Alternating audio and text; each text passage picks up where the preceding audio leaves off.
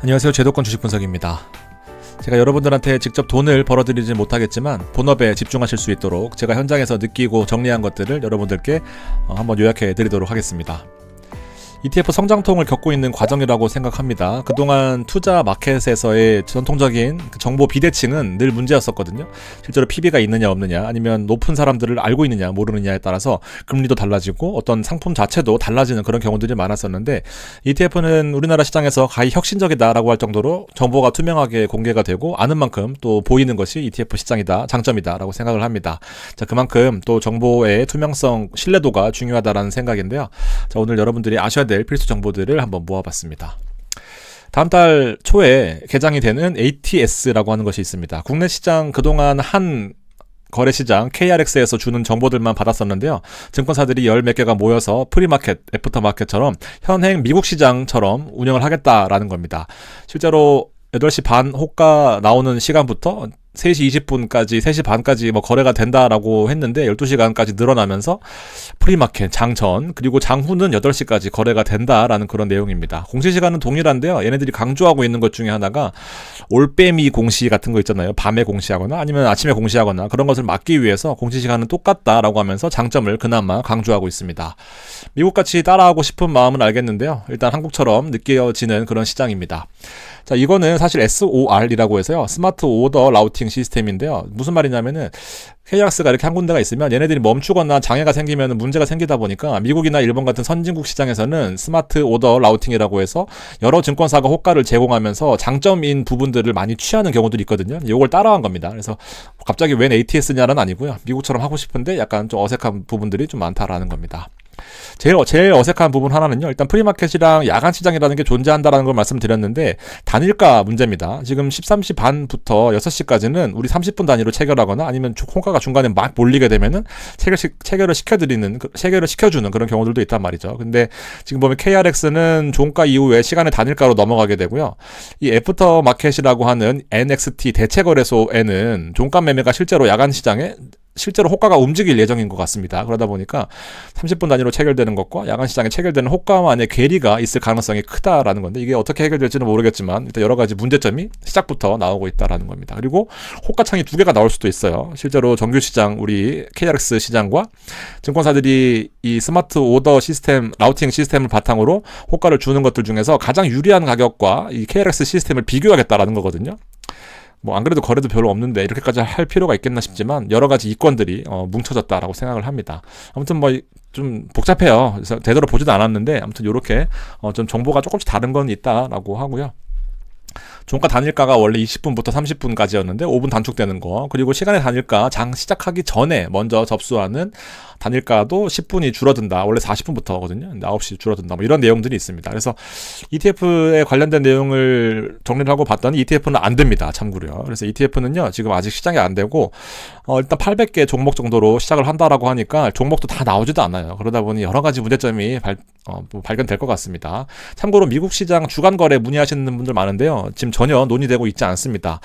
전 증권사가 지금 블루오션이라고 하는 미국에서 주간 거래를 도와주는 그 서포트 역할을 했던 그 업체를 상대로 지금 재발 방지 촉구 대책을 내놓고 있는 상황인데 걔네들이 대책도 없고요. 그리고 대안도 없습니다. 그러다 보니까 한 증권사가 딱 시작하면 좋은데 서로 증권사가 눈치 보고 있기 때문에 아무도 지금 섣불리 주간 거래를 하고 있지 않다라고 생각하시면 되고요. 그리고 지금 문제점이 결국에는 KRX가 모든 시장에 대한 관할 권리를 다 이렇게 수취하겠다라는 게 큰 목적입니다. 그래서 KRX가 결국 주도적일 수밖에 없고요. 전산 관리, 그다음에 호가, 주문 체결, 모든 것들을 KRX가 하는데 니네들은 호가만 줘라라는 거기 때문에 이게 또 과연 형평성에 좀 맞는지 안 맞는지 잘 모르겠습니다. 아무튼 이렇게 서로 좋은 호가에서 체결하라는 건데요. 어떤 것이 장점인지는 잘 모르겠습니다. 미국은 말씀드렸던 것처럼 14개 이상의 호가 업체가 존재하고요. 호가가 좀 벌어질 수도 있잖아요. 그러다 보니까 제일 유리한 가격을 이 스마트 오더 라우팅이라고 해서 딱 분류해 줍니다. 그래서 우리가 보는 그 호가가 가장 유리한 호가다라고 생각하시면 되는데요. 이건 하나가 나올지 2개가 나올지 일단 2개가 나온다라고 하는데 비교를 스스로 해봐야 되는 문제점이 있고, 최유리인지도 의문이고요. KRX가 주관한다는 거고 여러 가지 좀 복잡한 문제가 있다라는 겁니다. 아무튼 저렇게 아시면 될 거, ETF는 안 된다라는 거. 두 번째 이슈는 금값입니다. 지금 실물 기초자산 금 판매가 중단됐다라는 소식이 있습니다. 금 대신에 은 사는 분들, 은은요 금과는 차원이 다른 아주 대체 불가한 수요입니다. 그래서 은 사시는 분들은 변동성이, 제가 이 파생상품 담당할 때 금과 은을 많이 비교를 했었거든요. 은은 변동성이 비교 자체가 안 돼요. 그리고 중국에 대한 수요도 엄청 영향을 많이 받는 상태고요. 호가가 움직일 때 금과 차원이 다른 상태로 움직이다 보니까 금 대신 은을 사시는 분들은 뭐 지금이야 많이 올라서 좋다고 하더라도 떨어질 때 훨씬 더 빠르게 많이 떨어진다라고 생각하시면 될 것 같고, 어쨌든 국내 금값이랑 국제 시세의 괴리율이 뭐 20%가 넘어갔다라는 그런 내용도 있었습니다. 뭐 금 대신 은 쓸어갔다. 금이 안 팔리니까, 안 파니까 은을 다 쓸어가는 모습입니다. 실버바 7배가 폭증했다라고 하네요. 지금 한도는 61만 원입니다. 제가 이때 한참 방송할 때 42만 원에 사서 아주 마음이 아팠다라는 방송을 한 적이 있는데요. 지금 61만 원입니다. 얼마 되지도 않았어요. 참고로요.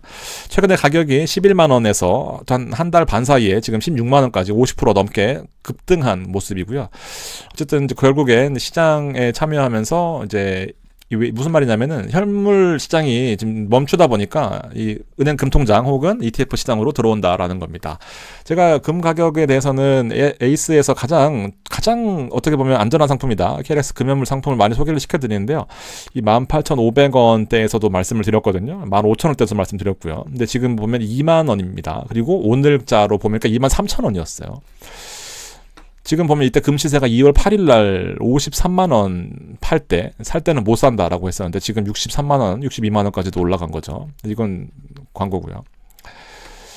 그래서 지금 보면 괴리율이 여기 보면 1.17까지 벌어진 상황이거든요. 국제 금 시세에 맞춰야 될 거 아닙니까? 아무리 이렇게 가격에 왜곡이 있는 상황이라도요. 지금 실제로 적당한 게 올라야 되는데, 제가 아무리 에이스 금연물에 대해서 자산의 10%를 가져가라라고 하더라도 지금 뒤늦게 따라오시는 분들은 이 괴리율 때문에 최소한 200~300원은 또 손해 볼 수도 있는 그 가능성에 대해서 생각하셔야 됩니다.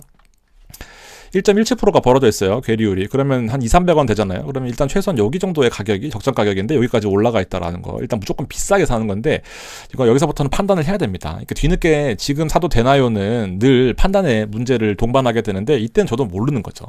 이때 막 여기서 금이 약간 오를 때 나스닥이 이렇게 오르다가 이렇게 떨어지는, 이렇게 크로스 되는 과정이었거든요. 그러니까 사실은 투자를 제한하기에 되게 부담이 크게 없었는데, 지금 사도 되나요는 이런 것들을 감안하셔야 된다는 겁니다. 자, 금은 기본적으로 해지 수요가 있죠. 그리고 뭐 귀금속으로서 여러 가지 또 용도가 있겠지만, 일단 투자 측면에서 보면 해지 수요가 있고요. 장기적인 투자를 길게 가져가면서 시장을 방어한다라는 거 뒤에 자세히 설명해 드릴게요. 되게 중요한 포인트 중에 하나입니다. 처음 하시는 분들은 금을 반드시 같이 가져가셔야 된다라는 말씀을 정말 많이 드리는데요. 돈을 못 버는 이유와 버는 이유, 우리가 보통 ETF를 투자하는 이유들은 원칙들이 있습니다. 일시적인 가격을 벗어난 종목들에 대해서 매수를 하거나 매도를 하거나, 대표적인 종목이 슈드 안에 들어가 있던 브로드컴이었고요. 주가가 너무 많이 오르니까 시가 배당률이 떨어지면서 매도했던 그런 브로드컴, 그리고 그 다음에 샀던 것이 로키드 마틴, 미국의 방위 산업주, 주가가 트럼프 대통령이 될 가능성이 커지면서 주가 급등했다가 지금 1년 내 최저가를 기록하고 있습니다. 그래서 이걸 잘 팔았어요. 일시적으로 어느 순간 이제 가격 괴리를 벗어난 종목들에 대해서는 이제 파는지 사는지를 생각해 보셔야 되고요. 이렇게 일단 먼저 보여드릴게요. 이제 펀더멘탈에 문제가 있는지, 가격이 빠졌으면은 실제로 사야 되는지 팔아야 되는지를 고민하셔야 되는데, 이번에 코카콜라가 제가 VIP 멤버십 여러분들한테 드렸던 것 중에 하나가 이렇게 올랐는데, 최근에 또 주가가 이렇게 빠졌단 말이죠. 그래서 엄청 많이 밀렸어요. 62불까지 밀렸습니다. 그래서 제가 코카콜라의 가격의 괴리 그리고 하락 폭을 봤더니 실적은 잘 나올 예정인데, 지금 최근에 배당주들이 다우존스 지수가 많이 빠지면서 밀렸단 말이죠. 60년 이상 배당을 연속으로 줬던 종목인데도 불구하고. 그래서 코카콜라를 추천드렸습니다. 지금 68불까지 올라갔어요. 실적 잘 나오면서. 아무튼 이런 것들, 일시적으로 가격이 벗어났을 때 사야 될 타이밍인지를 개별 종목 같이 하고 있습니다. 한번 참고해 주시고요. 물렸을 때 중장기 투자가 가능한 건지를 파악해야 되는 건데, 우리의 일반적인 투자 방법을 보면 일시적인 가격을 위로 벗어난 종목에 대해서 산다 이렇게 하는 거, 빠지면 판다, 반대로 가고 있는 거죠. 가격이 하락하면 일단은 피하고 보는 거죠. 이런 것들을 고려하지 않고 일단 뭐 빨리 파는 거죠. 물렸을 때 빨리 손절하는 거, 그리고 기도하고 이제 이런 것들인데요. 금이 바로 그런 역할을 합니다. 소액으로 간편하게 투자하자라는 거. 금통장 만들려면 번거로워요. 그래서 ETF로 보수 0.5긴 한데 포트폴리오에 같이 가져가면 좋은 장점이 여러 가지가 있다라고 설명을 드렸던 것 중에 하나가, 우리의 모든 자산, 거의 99.99%의 자산은 상방향을 향한다라는 거죠. 그러니까 올라가면 좋은 건데 떨어질 때 대안이 없으니까 혹시나 나스닥 23%씩 2년 연속 올랐지만 반대로 떨어질 수 있을 때 그때는 반토막 나서 시작해야 되잖아요. 지금 투자하시는 분들은. 그럴 때는 대응이 불가능하고요. 회복하는데 4년, 5년, 6년, 7년 걸립니다. 그러니까 이 금을 사야 되는 이유 여러 가지 대안이 있지만 아무것도 안 한 것보다도 뭐 여러 가지 까불면 망한다라는 건데 빅스 공포지수가 너무 시장에 많이 올라와 있을 때 매도를 하거나 물가를 따라가려고 노력하거나 이런 것들보다도 금이 가장 안전하다라는 것이 이제 역사적인 수익률로 증명을 하고 있다라는 거거든요. 그래서 자 보세요. 진짜 중요한 포인트. 금과 스파이를 같이 가져갔을 때 그리고 스파이를 가져갔을 때가 벤치마크 지수입니다. 금과 스파이를 3대7로 가져갔을 경우에 5년간의 투자 수익률 5년 동안에는 이렇게 시장이 움직였을 거 아닙니까? 코로나도 있었고 급락도 했었고 금리가 거의 제로로 가면서 올라가기도 했었고 그러다 보니까 다시 또 급등 금리가 올라가던 시기 다시 낮춰질까 말까 하는 여러 가지 이 희노애락이 다 있었던 5년간의 시기였는데요. 스파이와 골드를 같이 투자하는 것도 별 차이가 수익률 차이에서 벤치마크와 비교해서 큰 차이가 없었다. 연간으로 14%를 얻었음에도 불구하고 그러면서 평가 금액 자체는 큰 차이가 없지만 최대 위험도 수준에서 19%와 23% 안전하게 더 장기적인 투자가 가능하다라는 건데 이 결과가요. 당연한 결과입니다. 자, 금과 우리가 아는 금, 안전자산, 그리고 SPY, S&P 500 지수는 공격적인 자산 두 개를 같이 가져가는 이유 중에 하나는 바로 이겁니다. 지수는 이렇게 움직일 거 아닙니까? 그러면서 우상향 하겠죠. 우상향 하든지 뭐 이렇게 하든지 결과적으로 이렇게 된다라고 쳤을 때 금도 마찬가지입니다. 시장이 좋으면은 금은 이렇게 될 거고요. 시장이 안 좋으면 금은 이렇게 될 거 아닙니까? 이렇게 되는 거예요. 이해되시죠? 그래서 이거는 사실 정말 하루 종일 얘기할 수도 있지만 포인트만 얘기하면은 금은 지금 가격 괴리율이 좀 높긴 하지만 지금은 판단을 보류하겠습니다. 아무튼 같이 가져가셨어야 될 타이밍이 무조건 있다라는 거죠. 그래서 반대인 경우에 포트폴리오를 구축하는 것이 정말 핵심이다. 더군다나 장기 투자. 20년간 모아가세요 스파이 그거는 바로 구독 취소하시면 됩니다. 제가 막 이런 소리를 했다라고 한다면 여러분들 그냥 편하게 방송하는 거라 생각하시면 됩니다. 아 진짜 하기 싫구나 얘가. 그러면서 포트폴리오를 자르면 머리도 아프고 이 상관관계를 계산도 해야 되고요. 이런 것들 잘 하기 힘들고 일반인들은 이 상품의 특성을 정확히 알기가 어렵다 보니까 채권 혼합을 하시게 되는 거고 아니면 더 싫다고 하시면은 슈드 제피 같은 시장을 방어하는 포트폴리오가 기본적으로 있는 것들을 가져가는 것이 이 스파이의 이 공격적인 투자만 하시는 분들한테는 이거 절대 불가능하다라는 말씀을 많이 드리잖아요. 그래서 이렇게 여러 가지 대안들을 고민하는 것이 진짜 저도 한 번씩은 전문직이다라고 생각을 할 때가 있거든요. 그러니까 조금 다른 정보로 이 앵무새 같은 전략이 아닌 좀 새로운 것을 많이 하려고 합니다. 그래서 지금 보면 스파이 같은 거 제가 지난 방송에서 장기 투자를 하는 데 있어서 현실적으로 하시는 분이 단 한 명도 없다. 제 고객 중에서는. 왜냐하면 20년 동안 투자하라 그러면요. 미친놈 소리 듣습니다. 그냥 바로 다른 사람 오라고 합니다. 그러니까 무슨 말이냐면은 20년 동안 제가 살아있을지도 모르고 고객이 살아있을지도 모르는데 20년간 이 장기적인 10년 10%씩 성장에 투자하라고 하는 것은 그냥 무책임한 거라고 봅니다. 그래서 그리고 1년 2년 하는 것도 쉽지 않아요. 변동성이 큰 기술주가 9개나 들어가 있고 나머지가 뭐 배당주 아니면은 뭐 카드, 보험 아니면 뭐 바이오, 제약 이런 것들 들어가 있는데 애플, 엔비디아 얼마 전 하루 만에 19% 빠졌잖아요. 장기적으로 가져가라고 했는데 오늘부터 하겠습니다. 내일 19% 빠지면요. 그냥 답 없는 겁니다. 그래서 금을 반드시 같이 가져가야 되는 거고 내가 아무리 싸게 사도 내가 아무리 좋은 타이밍에 바로 들어가도 바로 계속해서 챌린지가 있는 거죠. 6% 빠지고요. 잘 샀다. 와, 잘 샀다 하면서 바로 반등했네. 빠지고 이틀 연속 2달 연속으로 9% 빠지고 이러면은 원금 회복하는데 2년 걸립니다. 그러니까 매월 변동성을 잘 체크하시고 내가 이런 것들을 월에 1년 동안 이 미친 변동성을 감내하면서 이때 보세요.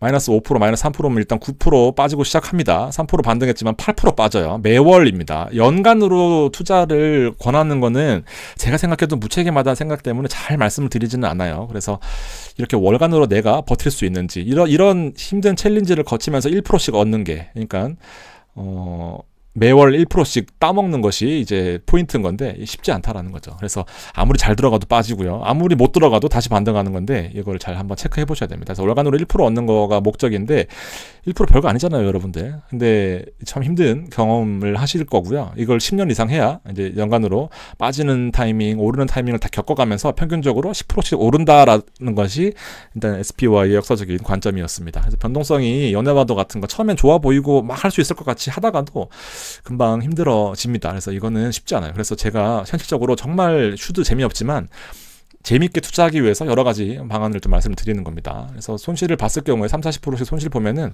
자 40% 손실 봤는데 60%씩 만회해야 되면은요 20%를 더 얻어야 되는 거 아닙니까? 여러분들 투자 세계에서 20% 더 얻는 거 거의 불가능하다고 봅니다. 개별 주식 한두 번 얻더라도 결과적으로 무너지고요. ETF로 20% 얻는 거는 생각보다 많은 도전과 또 많은 더 리스크를 동반하기 때문에 ETF 자체에 대해서 한번 더 생각을 해보셔야 되는, 그리고 나는 왜 안 되냐 이런 거가 결과적으로 다 이유가 있거든요. 네, 그런 부분들에 대해서 정말 신중하게 해야 된다라는 거죠. 안 하는 게 나을 수도 있습니다. 진짜로 안 하는 게, 이건 정말 진심이고요. 제 방송 뭐 저도 돈 버는 입장에서 여러분들이 조회해 주시고 구독해 주시고 뭐 해주시는 거에 있어서 배부른 소리지만 안 하는 게 나을 수도 있습니다. 그래서 코스피 같이 또 하락한 다음에 80% 70%씩 빠진 다음에 2, 3% 오르는 거에서 기뻐하는 또 역사를 반복할 수도 있는 게 또 생각이 부족한 ETF 투자다라고 생각합니다. 구독 까먹으신 분들은 한 번씩 버튼 눌러주시고요. 좋아요도 감사합니다. 세 번째 이슈는 ETF 수수료 경쟁인데요. 이것도 중요한 포인트 중에 하나입니다. 억당 이제 10,000원 차이인데 억당 0.001 싸움을 하고 있잖아요. 0.001, 0.0001 싸움을 하고 있는데요. 이거 보면 이 1,000원 싸움, 1억당 1,000원 싸움.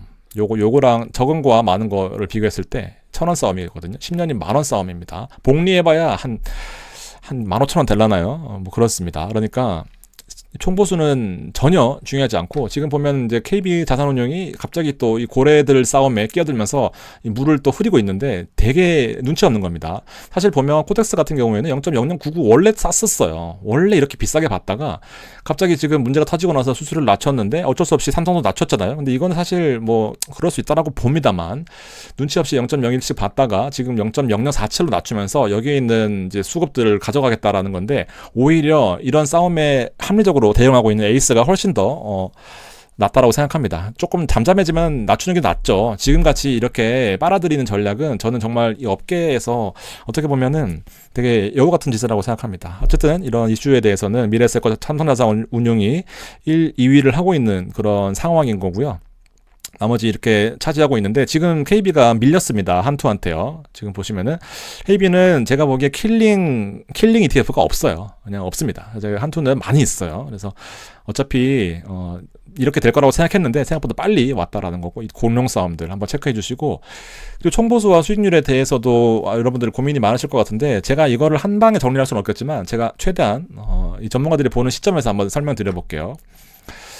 총보수의 개념 자체가 총보수라고 써있기 때문에 헷갈리는 거거든요. 총보수는 총보수가 아닙니다. 실비용이 총보수인 거예요. 어쨌든 총보수라고 자꾸 하니까 우리 상품 설명서에 금감원 그리고 한국거래소에 제출한 양식의 총보수라고 되어 있기 때문에 어쩔 수 없이 총보수라고 써야 됩니다. 총보수는 운영보수, 그리고 신탁보수, 사무보수, LP가 ETF의 호가가 별로 없을 때 호가를 중간에서 대주는 증권사들이 하는 역할입니다. 총보수로 포함이 되고요. 이게 0.0007, 뭐 0.00 뭐 이런 거 가 총보수인 거예요. 그리고 토탈 익스펜스 레이쇼라고 해서 TER이 사실 핵심입니다. 근데 어렵죠, 벌써부터. 근데 1번 총보수하고 기타 비용을 더한 것이 이제 2번인데, 여기다가 이제 순자산 총액을 나눠야 돼요. 요걸로 한번 보겠습니다. 총보수는 앞서 보셨던 이제 개인적인 관점이라고 보시면 됩니다. 내가 자산운용사 ETF나 코덱스나 타이거에 대한 총보수 중에서 운용보수, 내 돈을 보관해주는 신탁보수, 업무 처리해주는 사무보수, 이런 것들을 총보수에 녹여놓고요. 기타 비용 같은 경우에는 요겁니다. 실제 여기 제가 써놨는데, 총보수는 개인이 거래에 도움을 주게 해주는 보수 비용이고요. 이번 토탈 익스펜스 레이쇼 같은 경우에는 ETF 전체로 보는 비용이라고 생각합니다. 보면 예탁 비용, 그다음에 결제 비용, 회계 감사, ETF 전체가 회계 감사를 받아야 되는 경우들이 있죠. 그리고 평가받는 거, 얼마의 가치를 적정하게 평가받고 있는지, 문제 생겼을 때 법률 자문 비용, 이런 것들을 보통은 연간으로 계약을 하게 되어 있어요. 연간 혹은 2년 혹은 3년, 5년 이렇게 계약을 하게 되어 있단 말이죠. 그래서 얘는 총보수와 기타 비용들을 더해서 순자산 총액으로 나눠집니다. 이게 2번까지예요. 여기 2번까지입니다. 요게 여기까지예요. 그러니까는 단순하게 보면은 순자산 총액이 NAV가 크면 클수록 이 비용들을 나눠서 비용을 부담하게 되는 구조인 거죠. 그래서 순자산 총액이 너무 낮게 되면은 이 비율이 높아지기 때문에 보수율이 높아질 거고요. 너무 크다라고 하면은 낮아질 텐데, 또 너무 크다라고 해서 중요한 것들이 또 이게 무조건 크다라고 좋은 게 다 아니거든요. 여러 가지 복잡한 문제들이 있어요. 예를 들면 제가 리치에서 결산이랑 이런 것들 해봐서 압니다. 계약 시점이, 자, 보통은 이런 보수들과 기타 비용들의 공시하는 시점이 다 달라요. 그렇지만 연말이다라고 봤을 때, 연말 여기서 계약한 거 그리고 연후에 계약한 것들이 다를 수 있는데, 여기 앞에서 계약한 것들을 월할로 했을 때 많이 나가는 ETF가 있을 거고요. 연초에 몰려가지고 여기서는 별로 안 나가는데 여기서 또 많이 나가는 비용들이 있을 거 아닙니까? 그래서 다 달라요, 시점마다. 그 여기 써놓은 게 노란색인데 비용 계약 시점과 순자산 총액과 이 시점들이 차이가 발생할 수 있다라는 거죠. 나는 실제로 5억에다 5억까지는 안 나가지만 보통 이런 비용들이 뭐 1억, 뭐 2억 이 정도 하거든요. 순자산 총액이 몇 조씩이 되니까 정말 작은 비용을 나눠서 내는 구조다라고 생각하시면 돼요. 별로 큰 의미는 진짜 없습니다. 이게 사실은 그냥 참고만 하세요. 시점별로 기간별로 넘어가는 경우들도 있고요. 다 달라요. 따로 금액을 공지를 안 합니다. 리츠는 국토교통부에 또 소관을 한 군데 더 받아요. 근데 국토교통부에 내는 자료가 이게 얼마인지를 다 공시를 하게 되어 있습니다. 근데 여기는 공시를 따로 안 하는 것 같아요. 그래서 일단 우리가 알 수도 없고요. 비용도 지금 뭐 비율 차이도 2번이 더 크다라고 해놓은 건데, 어쨌든, 자, 여기다가 실비용, 우리가 내는 실비용은 이 NAV까지 나눈 이 비용에다가 이제 기타 비용까지 더한 것, 즉, 기타 비용은 매매 수수료라고 보시면 됩니다. 그래서 거래 매매 비용까지 더해서 투자자가 실부 부담을 하는데, 참고로 이 거래 비용은요, 작년까지입니다. 24년까지. 그러니까 이것도 앞으로 어떻게 될지 모르는 거예요. 되게 재밌죠. 그래서 이미 정산이 끝난 과거형이다라는 거죠. 그래서 공시되고 있는 부분들은 모두 다 과거형입니다. 그래서 참고만 할 뿐이고요. 앞으로 어떻게 될지 전혀 모르고요. 총보수도 0.000 이거는 여기다가 안 그래도 적은데 NAV로 나눈다라는 거죠. 그러니까는 거의 여러분들이 느끼시기에는 1,000원보다도 이하다. 그냥 의미가 없다. 진짜 의미는 바로 총 수익률이었습니다. 자주 물어보시는 게 가격 등락과 총 수익률 사이엔 당연히 배당이 있다라고 생각하시면 좋을 텐데 다 물어보시더라고요. 연간 등가로 보면 코덱스가 압도적인 1등입니다. 그리고 TR이라고 하는 의미 중에 하나가 88.33, 그리고 88.33은 똑같이 TR이기 때문에 배당을 지급하지 않았기 때문에 똑같습니다. 나머지는 80.59, 그리고 배당이 한 7% 정도 지급이 됐었네요. 한 3년, 4년 됐었잖아요. 여기 마찬가지입니다. 배당률은 뭐 아무튼 다 토탈로 했을 때 연간으로 27%씩 올랐다라는 겁니다. 최근에 좀 많이 올랐기 때문에 물론 차이는 좀 있긴 하지만 아무튼 이렇게 보실 경우에 수수료든 뭐 여러 가지 비용이든 다 과거형으로 봤을 때 지금 보면 토탈로 코덱스가 가장 높은 수익률을 기록하고 있고, 연간으로 타이거보다 0.25 우세니까요. 1억당 25만원씩 3년 지났으니까 75만원 차이가 나고 있다라는 거죠. 그러니까 선택하시는데 도움이 되셨으면 좋겠고요. 이 기간에 대한 산정 기준은 솔이었습니다. 솔이 상장한 지가 얼마 안 됐거든요. 나스닥 마찬가지입니다. 코덱스와 타이거를 토탈 리턴 33.59, 그리고 32.65, 그리고 33.29 배당이 다 지급됐습니다. 나머지들은요. 그래서 요거랑 비교해 봤을 때 실제로 솔이 가장 낮은, 솔은 상장한 지가 얼마 안 됐기 때문에 아까 보수 비용 차이에서 순자산 총액이 낮을 수밖에 없어서 조금 손해보는 부분들은 조금은 있어요. 나머지 공룡들은 별 차이가 없습니다. 그래서 0.33 차이 나니까 얘는 33만원 차이 나는 거죠. 그러니까 차이가 생각보다 클 수 있겠다라는 거를 한번 아시면 좋겠습니다. 그 다음에 S&P 500에서 두 번째 컸던 게 에이스가 성과가 좋았고요. 라이즈가 나스닥에서는 최근 성과가 나쁘지 않았습니다. 코덱스가 가장 좋았고요.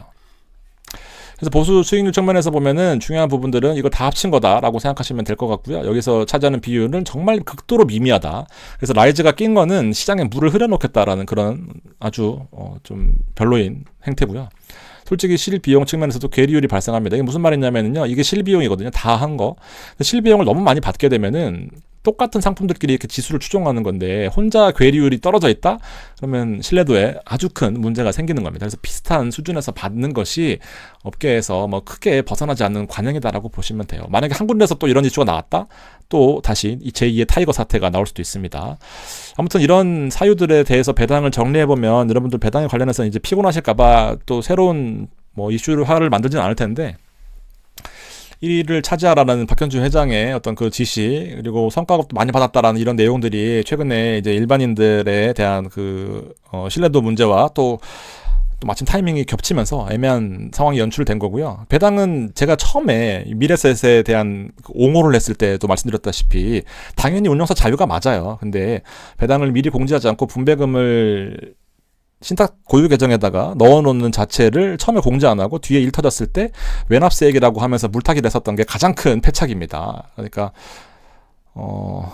이거는 넘어가겠습니다. 하여튼 NAV를 배당을 주면 사실 1위를 하라고 하는 이것에 대해서 배당을 주면 NAV 떨어질 거 아닙니까? 그래서 이 부분에 대해서 1위를 유지하기 위해서 꼼수를 쓴 게 아닌가라는 말도 일각에서 나오고 있습니다. 그래서 제일 중요한 포인트는 1월에 배당을 소급 적용하지 않겠다라고 밝히면서 이제 4월 배당 기준일 전에 4월 30날 마지막 날 전에 매도하면은 1월에 대한 분배금 해당하지 않는다라고 얘기가 나오고 있는 것 같습니다. 마지막으로 이 배당을 받고 배당락 똑같은 거 아니냐라는 질문이 있었습니다. 무슨 말이냐면은 보통 배당 이렇게 지수가 올라갈 때 배당을 받게 되면은 배당 기준일이 여기 있으면은 여기서 매수를 하고 여기 사이가 이제 배당락 아닙니까? 배당 받을 권리가 없어지면서 주가가 빠지는 게 바로 배당락인 건데요. 실제로 배당 받은 만큼 배당락 때문에 빠지는 거 아닙니까? 똑같은 거 아니에요? 라고 생각하시잖아요. 아닙니다. 두 가지로 나눌 수 있어요. 배당 기준일 2일 전에 매수하게 되면 실제로 결제 이틀 전에 매수를 해야 배당받을 권리가 생기고 이제 배당받을 권리가 없어지는 게 배당락이거든요. 주가가 빠지는 거잖아요. 그만큼. 그러니까 배당만큼 빠지는 게 보통 룰입니다. 두 가지로 나누어지는데요. 단기적인 이슈는 수많은 변수가 존재하기 때문에 사실은 이거 가지고 옛날에 논문 쓴 것도 봤어요. 그러니까 배당락이 좋으냐, 배당 안 받고 사는 게 좋으냐. 실제로 배당이 배당에 미치는 영향들, 실제로 배당이 이게 무슨 말이냐면은 어떻게 해석해야 되냐면은 배당을 받는 게 좋은 건지 아니면 배당을 안 받고 배당락 이후에 사는 게 좋은 건지 이거는 수많은 변수들이 있어서 결론이 정확하게 안 났습니다만 장기는 확실합니다. 자 보세요. 배당락을 떨어뜨리게 되면요. 새로 들어오는 사람들 입장에서는 신규 고객들 입장에서는 주가가 떨어지잖아요. 그러면 똑같이 30원을 줬으면 주가가 떨어졌다라고 하면 신규 입장에서는 얘는 시가 배당률이 높은 거예요. 그렇죠?